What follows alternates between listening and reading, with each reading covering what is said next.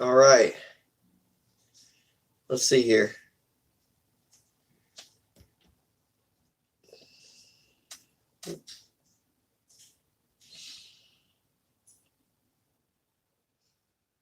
Okay. See if you guys can. There we go. Yep, I know you can hear me now. Okay. All right. Wowzers, wowzers. Why do we start off the live? Okay. First off, I'm late. I said 2:30. It's like 2:36 when I start. But why do we start off the live when we have the flashing lights going? We start off with that, depending on what team we're doing. If we're doing Kansas City, it's going to be red, red and the white. If it's the Aces, I think I got a purple and the white. So on and so forth. Pistons. But we are talking about the Kentucky Wildcats versus Tennessee. Unbelievable game. As far as from a Kentucky standpoint, Kentucky fan base. Let me get this a solid. That means we won. Obviously, you already know the secret's out. We won. I've got you pulled up right here on the laptop. 2 watching right now. 3 likes. Thank you guys. Share out. If you're still in here watching, share it out. And going to get to the Trio Award, brought to you by Local John. No sponsors. We're going to start off immediately. As you can see, I've got my cup out. I'm going to drink some hot chocolate while I'm in here. First off, I want to say, take a moment of silence here, just for a minute, for Coach Joby Hall. He passed away today at 93 years old.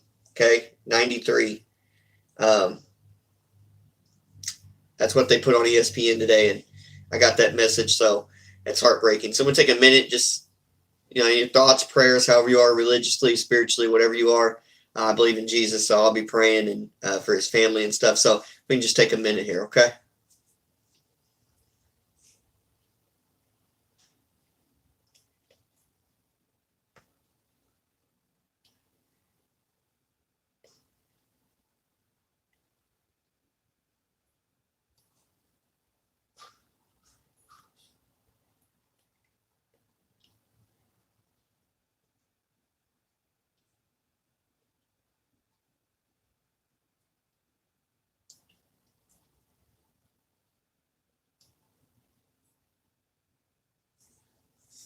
All right.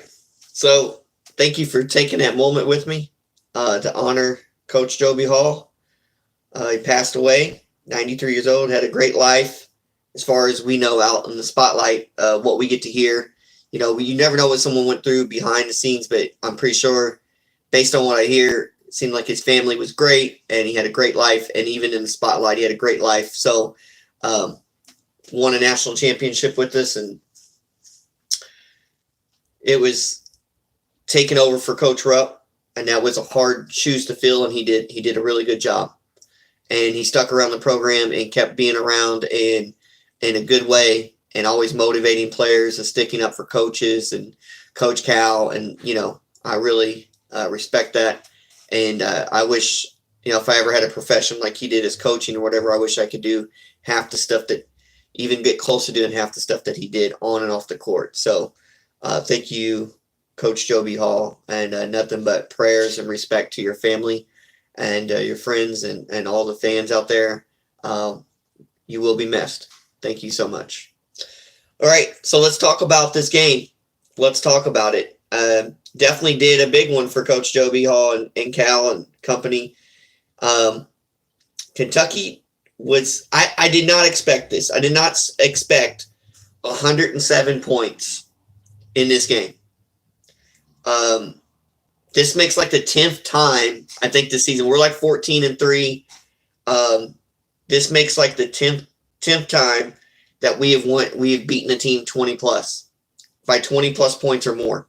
A couple of the other games were within like 15 to 17, so they were close to being 20-point games as well too. So this is something to stand out to you. Field goal percentage, we shot 67.9. Tennessee shot pretty decent too, 53. 3-point percentage, guys, 61.1. Unbelievable. Turnovers, we only had 12. I wish it was under 10, but we won big, so what's up with that, right? We only had a 1 rebound margin lead, but the thing about it is everybody was shooting so good, it's just hard to say, hey, we needed more rebounds when there's not more rebounds to get because we're hitting shots. If you look at the attendance, 20,000 plus, 99%. This is all according to ESPN. So I trust their stats. I trust that they've calculated this correctly. If you guys watched the game, the very first half, I thought Davion Mintz stood out to me. He had a really good first half. I think he still finished pretty strong. And, the Vols, they had the guy Vucelos or whatever his name is. He had 20 points. And he had another guy down here, Chandler, their point guard, 17. So those two guys stood out for them. But let's look at Kentucky. My trio award, okay? Oscar had 12 rebounds and 9 points.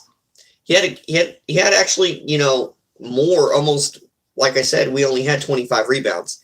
He almost had half. 12 and 12 is 24. So he was close. Like 48% of our free rebounds went to him. But I would say that if I had to pick a trio, I mean, you're going to have to stick in your starting lineup, and I'm going to have to say Grady, Wheeler, and Washington. 28, 21, 16. Mintz had 10. He had a great first half. But those three guys there, those are my trio. I'm not even going to wait around. I'm not even going to wait around because I think everybody else did good. Obviously, we all have to do good collectively as a team. And I say we because I'm invested in the Cats. I do a live stream. I buy tickets. I buy merchandise. So I'm saying we when we talk about Kentucky. People say, you didn't play in a game. I don't care. Mentally, I played in that game. So that's the way it is.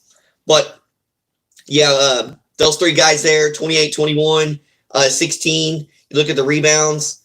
Like I said, Oscar had 12. Everybody else had 2 or 1. So Oscar is the rebound champ again. Would like to see him get over points in double figures, but that's okay.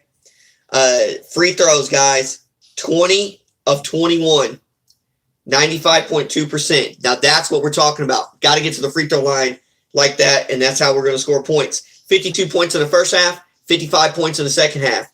Keep scoring 50-something points. It's going to be hard for any team to beat you. Tennessee was hardly giving up over 70 points a game, let alone 107. We embarrassed them. It wasn't even close. I don't even know if they should have got off the bus. I don't even know if they should have played. Who else? Jacob Toppin, 7 points. I like that there. There was a three-pointer by somebody who had Hopkins. Like to see Hopkins late get that three. Very nice.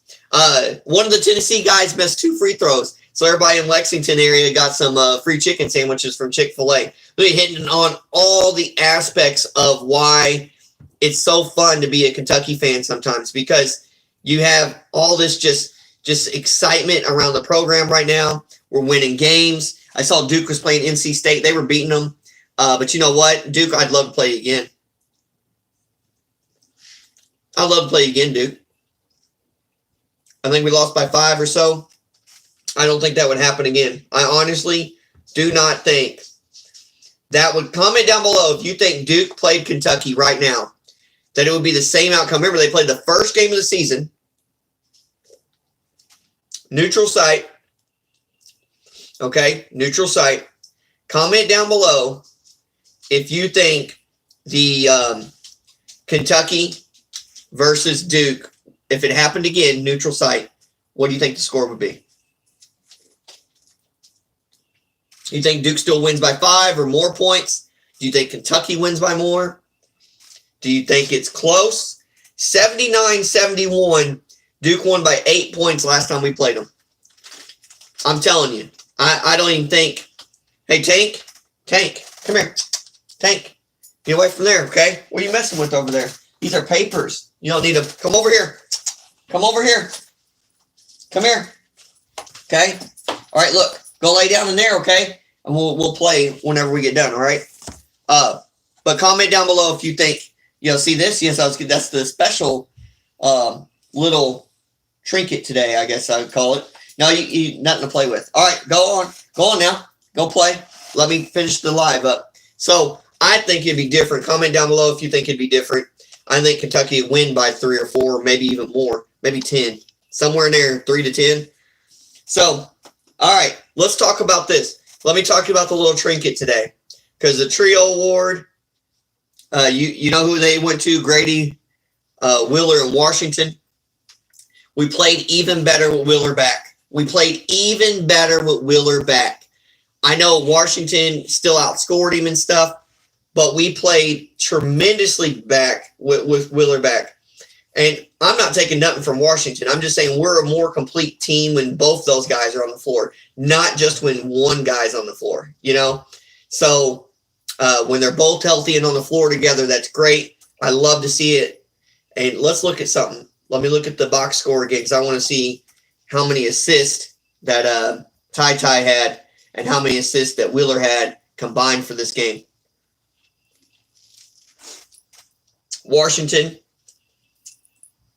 he was 10 of 13 on the field goals, 28 points, unbelievable. But let's look down here. We'll look at the assist real quick. Going back over the stat line again one more time. Let's go back to box score. I want to look at this. Okay, Wheeler had 8 assists with 2 steals. Now Washington had 5 assists with 3 steals. I mean, come on. These guys are great. 2 turnovers for Washington, 3 turnovers for Wheeler.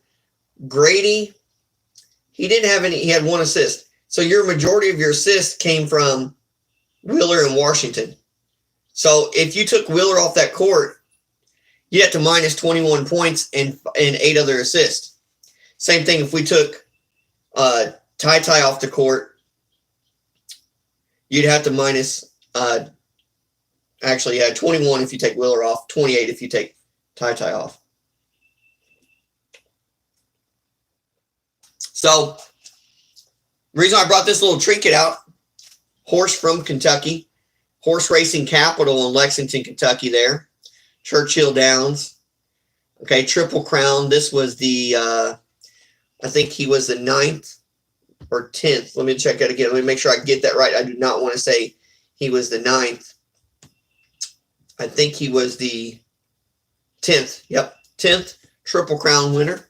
And the reason why I brought Seattle Slew out is because I felt like from that tip in the first half, or starting in the first half all the way to the end, we were like thoroughbred racehorses in Lexington. We had Churchill Downs just flowing through our system, and we were running, scoring buckets. And that's what I felt like. So that's why the trinket of the day is Seattle Slew. And it still ties into Kentucky and Lexington and how I feel that we did against Tennessee. So, wow. I mean, it was a great game. What do you guys think? Who was the player that stood out to you? I told you my trio, and it's obvious. We can't go down the list because the bench didn't do anything too crazy or nothing. No one really went off there. No one had an outstanding rebound or assist area. So, really, I mean, there's no doubt about it. It's Grady, Wheeler, and Ty Ty. But maybe you like Brooks or Washington or Brooks or Oscar's game better because he had 12 rebounds. He had almost half our rebounds. Comment down below who you think. Even if you think it's Wheeler, Grady, and Washington, tell me which one you think did the best out of both of those 3.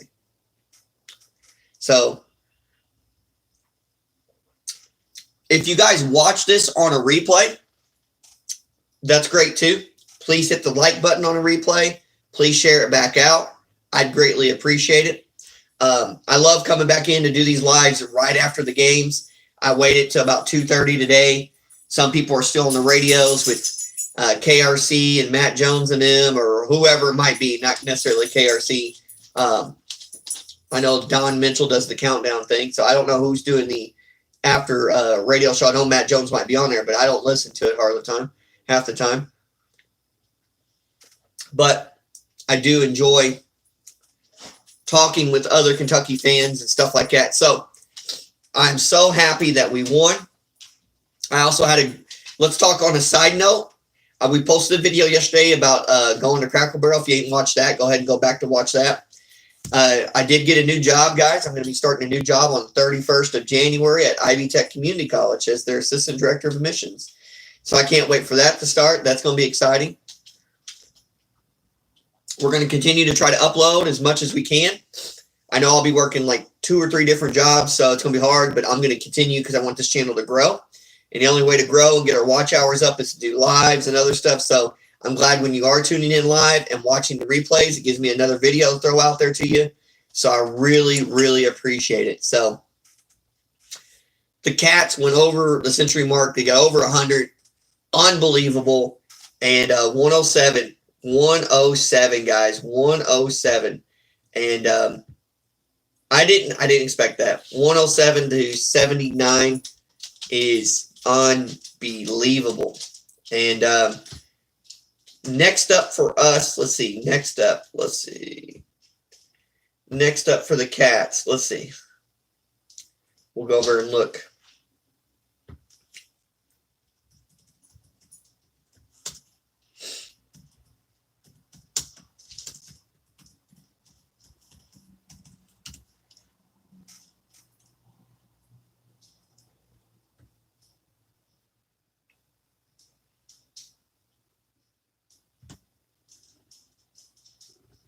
Okay.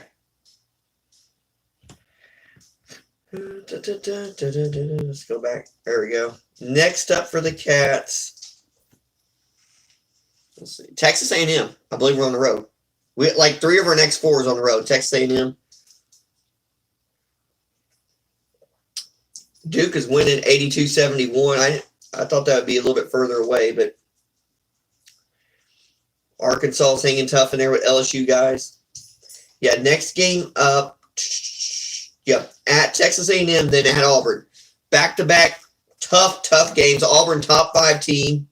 Then you got home against Mississippi State and then at Kansas. These are some hard games. That's why you had to win the other games you did, because you never know what's going to happen here on the road. We do know we have we got over the hump a little bit at Vandy, but we're kind of struggling a little bit on the road before that. So neutral site, we're okay. Home, we're okay. On the road, right? So, but we yet to get really blown out. So we'll see what happens. We will see what happens. I mean, I think, yeah, none of our games have we lost by more than 8 points. Crazy, right? So we're not going to get blown out. I think we have good enough pieces to stick around. But our next few games do have potentials. Like, I mean, I don't know necessarily at Texas A&M, but at Auburn's potential, at Kansas potential, like we should get blown out, but those are the games that you could, because those are the type of teams that on the road where the environment could play a factor. I don't think that'll happen, but those 2 games for sure. But I think we definitely need to, out of these 4 games, I love to say we need to beat Auburn and Kansas. We do. For seeding and all kinds of moving up in the rankings. I know our KenPom ranking is going to keep going up. But to be honest with you guys, if we can get Texas A&M and Mississippi State, win at Texas A&M, and beat Mississippi State at home, and in this 4-game stretch go 2-2, you hate to drop the 2 to the better opponents, but just don't take any of the bad losses. And I don't want to say Texas A&M is a bad loss, but it's not a bad loss. But don't take the loss to Texas A&M and don't take the loss to Mississippi State. If you were going to split those games, I mean, yeah, arguably you'd rather beat Auburn and Kansas and lose to Texas A&M and Mississippi State, but you also don't want to take bad losses either. So it's easier to say, oh, well, we were supposed to possibly lose at Auburn. Oh, we were supposed to possibly lose at Florida, not necessarily at home to Mississippi State or Texas A&M. What do I think we will do? I'd love to say 4-0. And the way this team's been playing, I don't think many teams can touch us in the country. I'll put it this way. There's 2 things I think will happen, either 4-0 or 3-1. And percentagely, I think that we have a 50-50 shot. I'm going to put it at 50-50 to go 4-0. Coin flip, right? But I do believe we have, I feel like, in my opinion, we have at least a 79-80% to go 3-1. Worst case scenario, then I think that after that, about a 20% chance or less that we're going to split these 2-2. So I don't know for sure, guys. Comment down below what you guys think will happen in the upcoming games. So if you're watching this on a replay, don't forget to hit the like button and please share it out with other Kentucky fans. I would really appreciate it. Thank you guys so much for the ones that did tune in. If I was a little late and you left, that's okay. Come back and watch the replay. Otherwise, hopefully you'll catch us on the replay. Hit the like. Start knowing that. Hit the little bell so you'll be notified when we upload or when we go live. Because we're going to go live after Kansas City games, after Kentucky games. And speaking of after Kansas City games, they play Sunday night. So we're going live after that game, win or lose. Good luck, Pittsburgh fans. I mean, you might win. You got Juju back, and Harris is going to run. So y'all might, I mean, Big Ben, you never know. He try to play it down like, oh, we're going out there and have fun. Good luck. I mean, good luck. I just hope Kansas City doesn't play into that crap. I just hope the Chiefs say, okay, let's do it then. So, all right, guys. Don't forget to like, subscribe, comment, and share. Hit the little bell so you'll be notified next time we upload or go live. Until then, guys, happy thoroughbred Seattle Slew Racing. Kentucky whooped the Vols booty. Catch y'all later. Peace.